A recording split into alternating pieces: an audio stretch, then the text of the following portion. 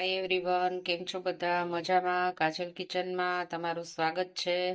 આજે આપણે છે ને લાલ રાયતા મરચાં બનાવવાના છે. તો રાયતા મરચાં બનાવવા માટે છે ને મેં અહીંયા 250 જેટલા લાલ મરચાં લીધા છે. એને મેં ધોઈને કોરા કરી લીધા છે. હવે છે ને આપણે એના મીડિયમ સાઇઝના કટકા કરી લેશું. જો આ રીતે છે ને આપણે મરચાંના બી કાઢી નાખવાના છે. ને આ રીતે આપણે મરચાંના મીડિયમ સાઇઝના કટકા કરી લેવાના છે.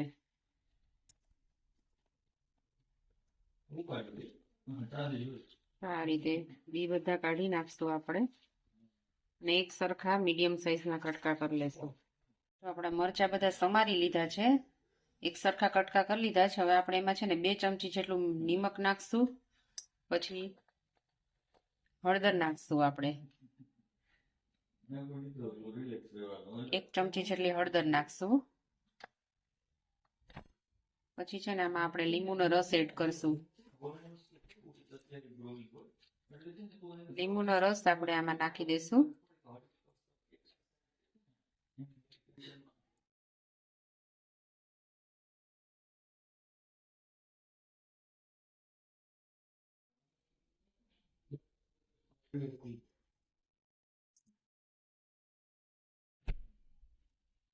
અને આપણે સારી રીતે મિક્સ કરી લઈશું.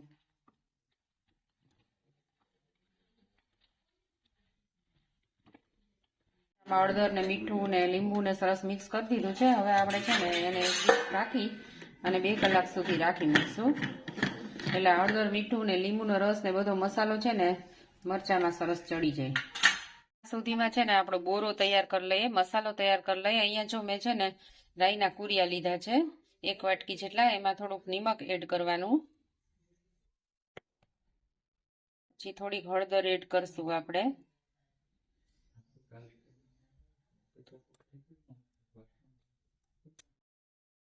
એને મિક્સ કરી લેશું આપણે વ્યવસ્થિત.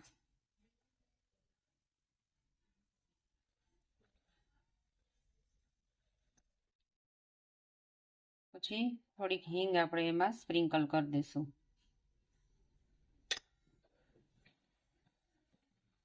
હવે છે ને મેં અહીંયા 1 વાટકી જેટલું છે ને તેલ ગરમ કર્યું છે. તેલ ગરમ કરી અને આપણે આ બોરો છે ને જે આપણો મસાલો એમાં આપણે એડ કરી દઈશું. થોડીક વાર આને આમ ઢાંકીને રાખશું એટલે છે ને એનું આપણે જે સ્મેલ છે ને અંદર સરસ આવી જાય મસાલાની.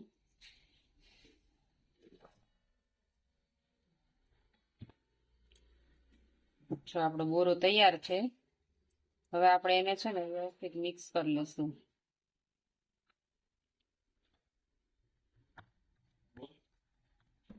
આમાં આપણે તેલ પછી જો એવું લાગે આપણને કે તેલ ઓછું છે તો આ ગરમ તેલ છે એ આપણે પછી ઉપરથી નાખી શકાય.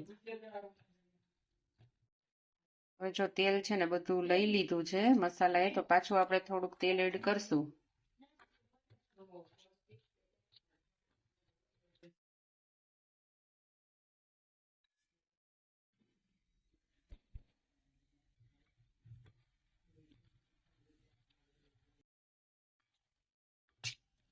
આપણો બોરો છે ને હવે સરસ તૈયાર થઈ ગયો છે.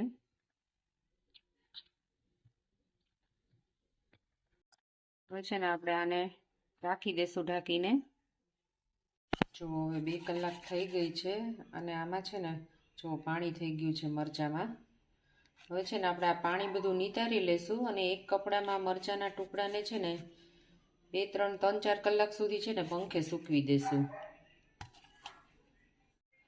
જો આવી રીતે છે ને ઝારામાં આપણે પાણી નિતારી લઈશું અને આવી રીતે કપડામાં અને આવી રીતે પાથરી અને પંખા નીચે સૂકવી દઈશું. જો હવે આપણા મરચાં છે ને 2 કલાક જેવા પંખે કોરા થઈ ગયા છે. હવે આપણે છે ને જે આપણે આ મસાલો બનાવ્યો છે ને બોરો વઘાર્યો જ ને એમાં આપણે આ મરચાં મિક્સ કરી દઈશું. આપણે છે ને મેં અહીંયા થોડીક ખાંડેલી વરિયાળી રાખી છે. આ વરિયાળીની બહુ સરસ સ્મેલ આવે છે અને ટેસ્ટ પણ સરસ આવે છે. આપણે અત્યારે આમાં વરિયાળી થોડીક છે ને મિક્સ કરી દઈશું અને પછી એમાં મરચાં નાખી દઈશું.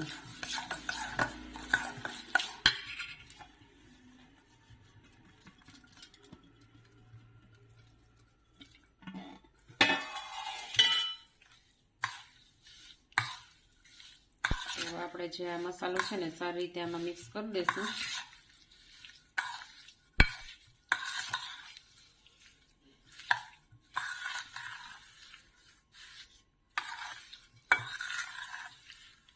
તો જુઓ આપણા રાયતા મરચાં તૈયાર છે.